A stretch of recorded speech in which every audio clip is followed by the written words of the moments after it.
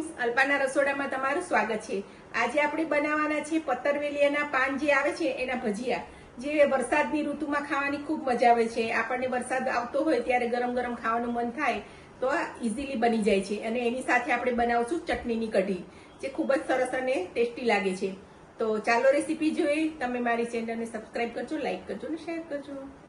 તો પતરવેલિયાના આપણે ભજીયા બનાવવા માટે પહેલા મેં આ પાનને લઈ લીધા છે, એની નસો કાઢી અને મેં ધોઈ અને લૂછી લીધેલા છે। તો એને આપણે હવે કટ કરીશું। તો એના આવા ચોરસ ટુકડા કરી લેવાના છે। આપણે આ રીતના મોટા મોટા આપણે ટુકડા કરી લેવાના છે, આ રીતના। તો બધા ટુકડા આ રીતે તૈયાર કરી લેશું। તો આપણે પાનના આવા મોટા મોટા ટુકડા કરી લીધા છે। આ ચોરસ ને આવા મોટા કરી લેવાના ટુકડા, તો એ મેં તૈયાર કરી લીધા છે। હવે એની અંદર આપણે નાખશું લીલા ધાણા, સેજ હળદર નાખશું, હિંગ નાખશું અને 1 ચમચી લાલ મરચું નાખશું અને સ્વાદ પ્રમાણે મીઠું એડ કરીશું। અને આપણે ભજીયાનું બેટર બનાવીએ એવું બેટર આપણે તૈયાર કરવાનું છે। બહુ પતલું નથી કરવાનું, નહીતર પાન ઉપર ચોટશે નહીં, એટલે આપણે મીડિયમ થીક એવું બેટર બનાવવાનું છે। તો આપણું આવું બેટર તૈયાર કરી દીધું છે। આની અંદર આપણે ચમચીમાં જોવાનું કે પાછળ કોટિંગ થવું જોઈએ। જો સાવ આમ નીકળી જશે તો આપણા પાન ઉપર નહીં ચોટે। હવે આને આપણે રેસ્ટ કરવા રાખી દઈશું। તો આપણે ચટણી બનાવવાની છે, કઢી બનાવીએ છીએ જે ભજીયા હારે એ, તો એની માટે મેં આ 1 જ ચમચી લોટ લીધો છે। આની અંદર તમારે આવો 1 ચમચી 2 કે 3 વ્યક્તિ માટે બનાવતા હોય તો 1 ચમચી લોટ બહુ થઈ જાય છે। તો એને આપણે ગાંઠા વગર એકદમ સ્મૂથ પેસ્ટ તૈયાર કરી લઈશું। તો આના બધા ગાંઠા તો આપણા ઓગળી ગયા છે। તો હવે એની અંદર આપણે પાણી નાખીશું। તો આટલા 1 ચમચીમાંથી આપણે પોણો વાટકો મોટો ભરીને આપણી ચટણી તૈયાર થશે। તો એકદમ પતલું બેટર આવું પાણી જેવું જ આપણે તૈયાર કરવાનું છે। તો હવે આપણે કઢી વઘારી દઈશું। તો આની અંદર આપણે કઢી વઘારવા માટે 1 ચમચી નાનું તેલ મૂકી દઈશું।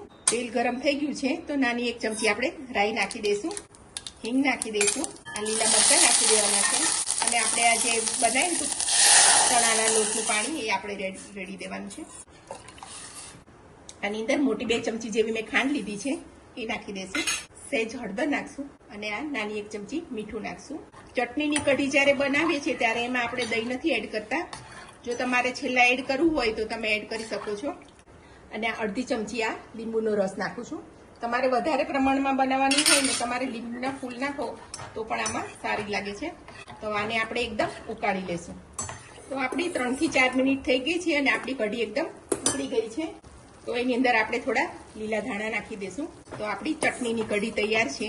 તો આની અંદર આપણે 1 ચમચો ગરમ તેલ રેડી દીધું છે। આમાં આપણે સોડા નથી નાખવાના, કારણ કે આપણા ભજીયા આપણે કડકડિયા કરવાના છે, તો આપણે એમાં સોડા નહીં નાખીએ। અને બેટરમાં આ રીતે આપણે બોળી અને આપણે ગરમ તેલમાં નાખી દઈશું। તો બંને બાજુ ફેરવી અને આપણે એને લઈ લઈશું।